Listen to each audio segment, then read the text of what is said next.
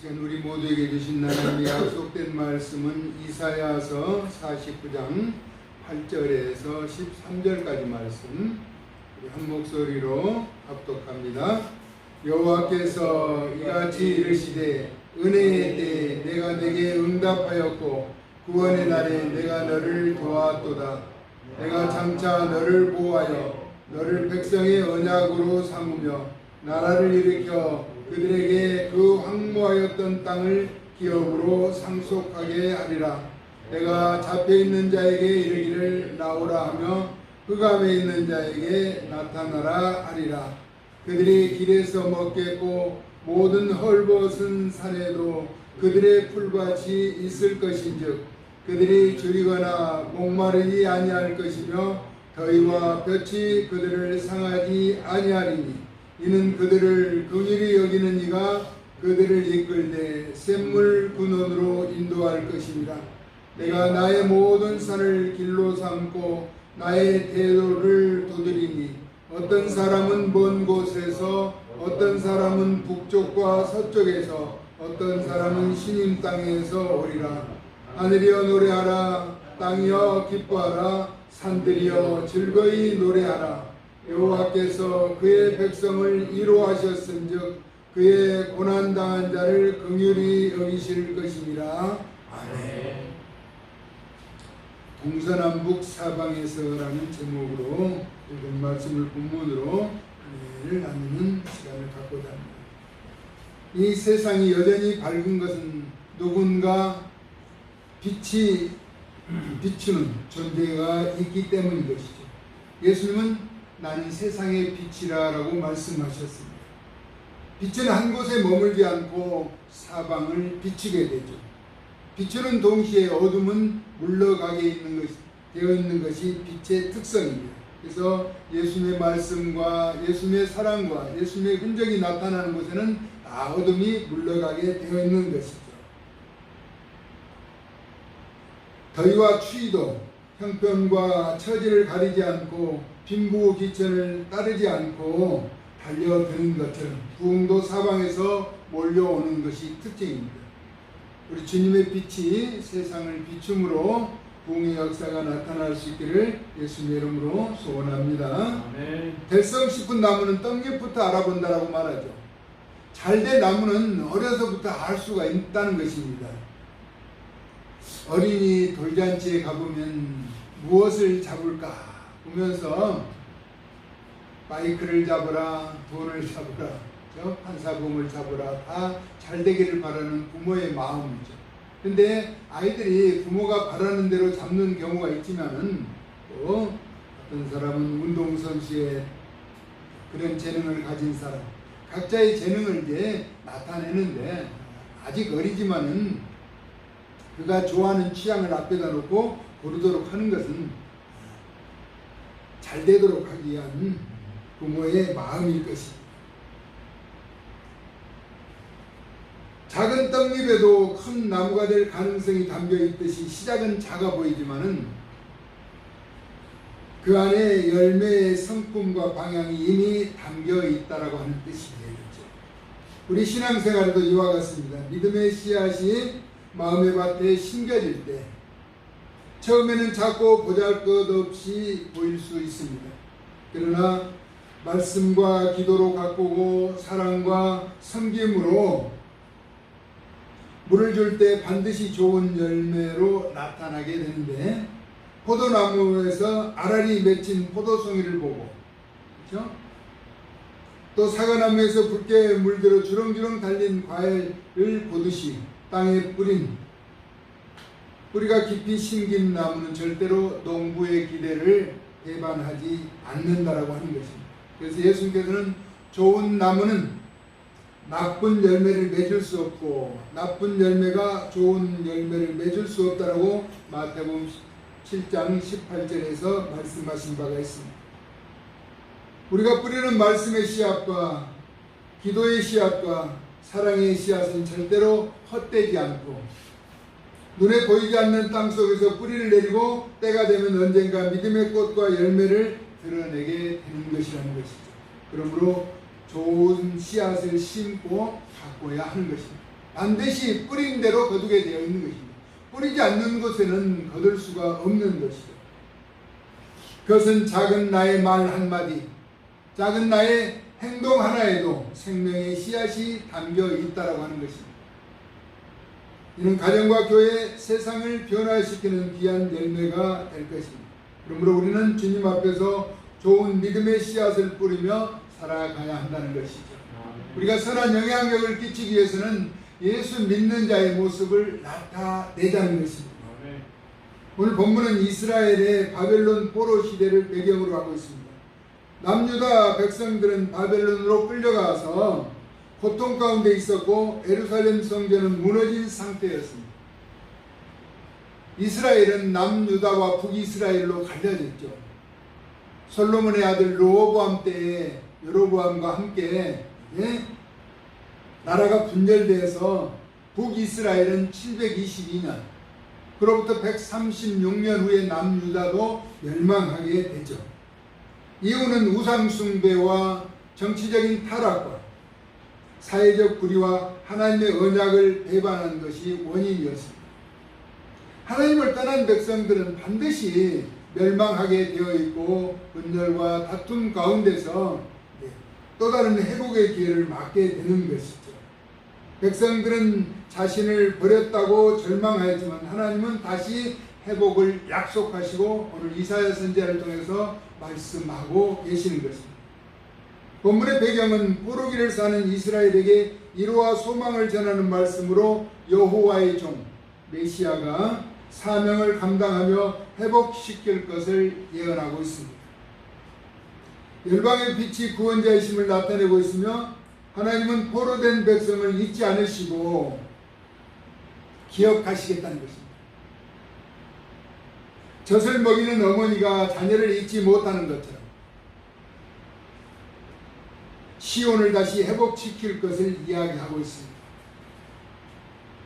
젖을 먹이는 어머니는 젖이 부르면은 아이에게 젖을 먹여야 하기 때문에 잊을 수가 없어요. 다른 일에 열중을 하다가도 젖이 부르면은 젖을 먹이고 싶은 그런 마음이 있는 것이 젖 먹이는 어미의 심정이라는 것입니다. 저는 시골에서 농사를 질 때 보면은 지금은 이제 경운기나 트랙터가 있던 가운데 전에는 소가 다 논밭을 일구었어요. 모내기를 할 절이면은 소는 아침 일찍부터 들에 나가서 논을 갈고 썰애질을 하고 물에서 이렇게 첨벙거리면서 일을 하다가도 젖이 불어서 새끼에게 젖을 주려고 이제 하면은 먹는 것도 뒷전이에요. 소가 평소에는 말을 잘 들어요. 어린아이가 끌어도 잘 듣는데 집으로 달려갈 때는요, 어른이 붙잡아도 소용없어요. 그냥 달려가버려요. 고삐를 그냥 놓치게 하고 달려가서 어디로 가냐면은 새끼가 매여있는 막 우사로 간다는 것이죠. 왜냐하면 새끼는 매어놓지 않으면은 자기 마음대로 돌아다니면서 곡식이나 농작물을 해치기 때문에 어느 정도 자라면은 이제 목을 매놓는 것이죠. 그러니까 어미는 그 새끼에게 젖을 주기 위해서 울면서 집으로 달려가는 것을 바라보죠. 하물며 짐승도 자기 새끼를 생각하는데 젖 먹이는 어미가 자녀를 잊겠느냐. 우리 하나님은 그렇게 비유로 말씀하시면서 잊지 않겠다. 그리고 손바닥에 새기겠다라고 이야기합니다. 반드시 기억하겠다는 의지적인 표현이죠. 요즘은 스마트폰이 있어서 메모를 하지만 전에는 손바닥에다 잊어버리지 않도록 기록했던 적이 있어요. 이는 한 민족을 구원하는 역할을 넘어 전 인류를 구원하시겠다는 중요한 계획을 노래하고 있는데 우리는 남과 북에 대치된 상황에서도 통일을 이루어 제사장 나라의 회복을 약속하고 있는 것처럼 우리 하나님은 절대로 하나님의 백성들을 잊지 않고 예면하지 않으신다는 내용을 오늘 본문에 소개하고 있습니다.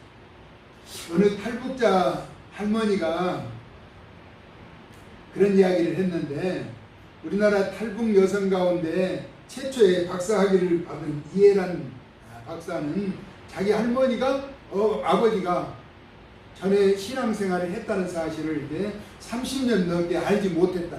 북한 체제에서는 하나님을 믿는다라고 하면 핍박이 오기 때문에 그러면서도 남몰래 믿음을 지켰는데 그 할머니가 한 이야기가 전에는 예수님을 잘 믿었던 북한이 더 잘 사는 곳이었다라고 하는 것입니다. 그러나 남한이 예수님을 잘 믿게 되면서 삶이 바뀌게 되었다고 설명해 주었다는 것이죠. 그렇습니다. 우리나라 근대와 현대사를 보면 남과 북이 확연하게 드러납니다. 전에는 북한이 잘 사는 곳이었습니다. 우리나라보다 남한보다 잘 살았는데 지금은 남한이 북한보다 훨씬 더 경제적인 부강을 이루면서 평화로운 민족으로 살아가고 있다라고 하는 것이죠. 예수님을 믿는다라고 하는 것은 참 복되고 귀한 것임을 우리는 뼈저리게 느끼게 되는 것이죠. 때가 되어서 언약의 백성으로 나를 일으켜 세우고 황무지 같은 땅을 옥토로 변하게 하여 그 땅을 기업으로 상속하게 하리라라고 오늘 본문에 말씀하고 있습니다.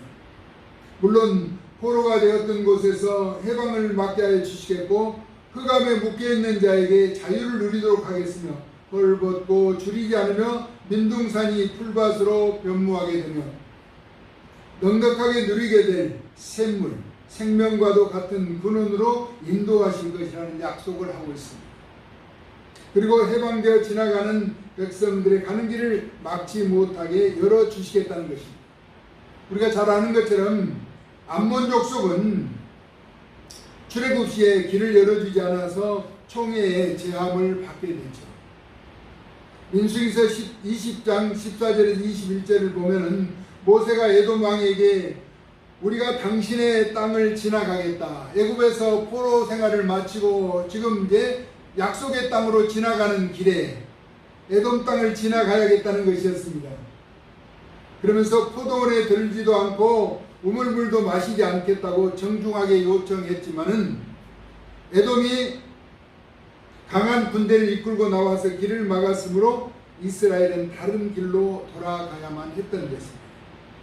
뼈저리게 아픈 형제 백성에게 고통을 주었던 에돔이라고 하는 나라, 하나님의 백성들이 가는 길을 막는 민족은 에돔 족속이며 아말렉과 모압 족속이었다는 것입니다.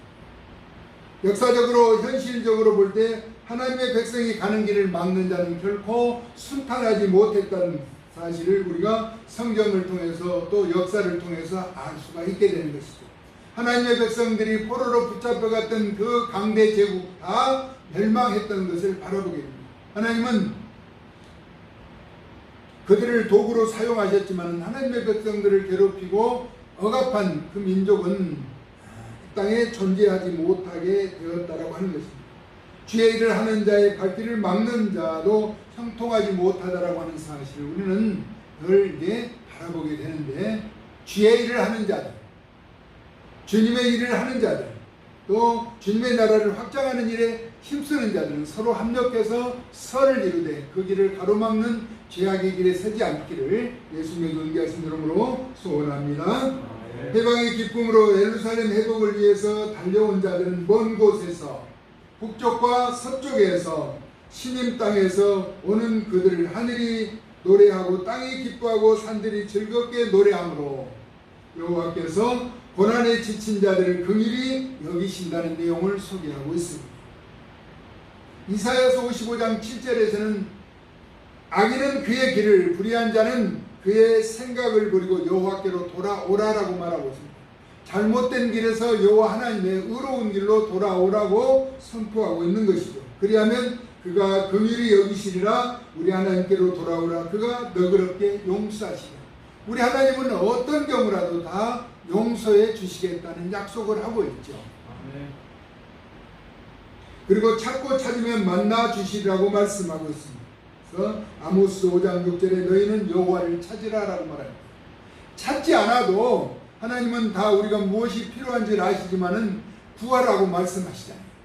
구하면 주시겠다는 것입니다. 찾으면 만나 주시겠다라고 하는 것이죠.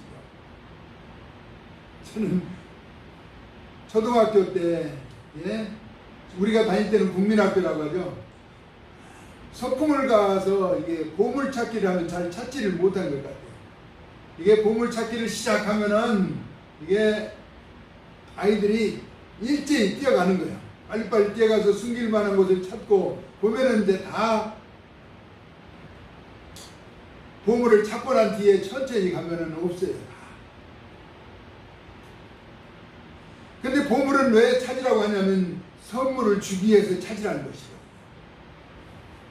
근데 제가 이제 목회를 하면서 교우들과 야유회를 가서 보물 찾기를 했는데 그냥 보면은 찾을 수 있는 곳에 다 숨겨놨어요. 숨겨놓은 것이 아니라 선물을 주기 위한 것이죠.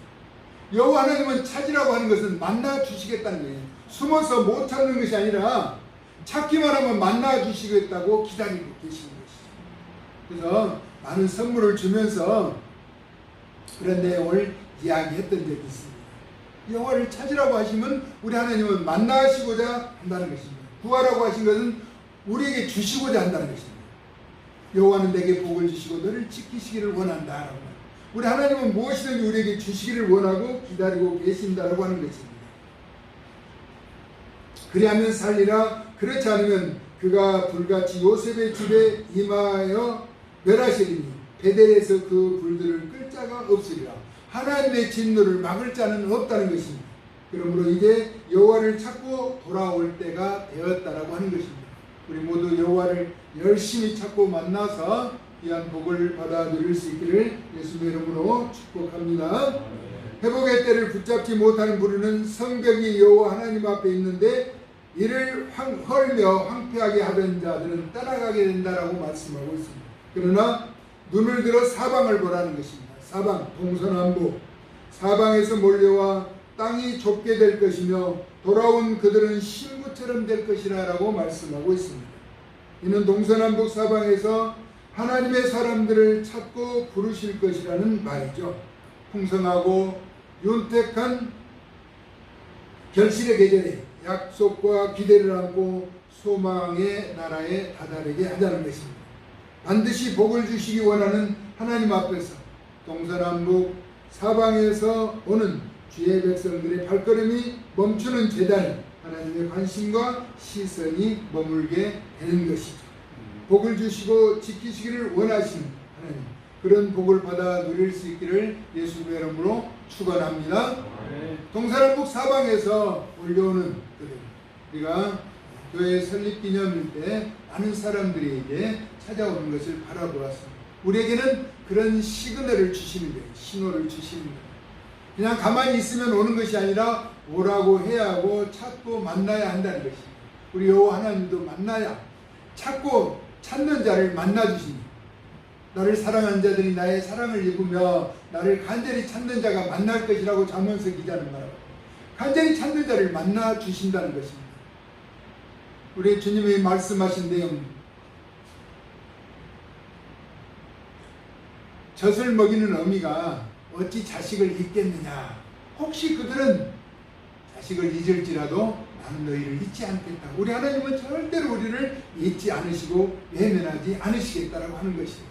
그러므로 하나님, 여호와 하나님을 신뢰하고 그 약속을 붙잡고 하나님을 찾아 만나서 여러분이 꿈꾸고 바라는 모든 일들이 주 안에서 합당한 열매를 맺는 형통한 삶을 살아가는 존귀한 주의 백성들 되어질 수 있기를 예수님의 거룩하신 이름으로 축원합니다. 살아서 역사하시는 고마우신 하나님, 동서남북 사방에서 주의 복음을 듣고 찾아오는 주의 백성들이 많아지는 아름다운 공동체가 될 수 있도록 도와주시고, 하나님의 백성들을 또한 진노하셨으나 다시 찾아 회복의 역사를 이루시겠다고 말씀하신 주님 앞에 나오는 주의 백성들을 어여삐 여겨주시고 우리의 삶의 순간순간 동행하여 주셔서 선한 역사를 나타내는 기적의 주인공들 되어지게 하여 주시옵소서.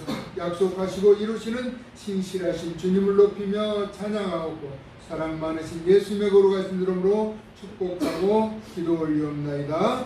아멘. 찬송가 412장입니다.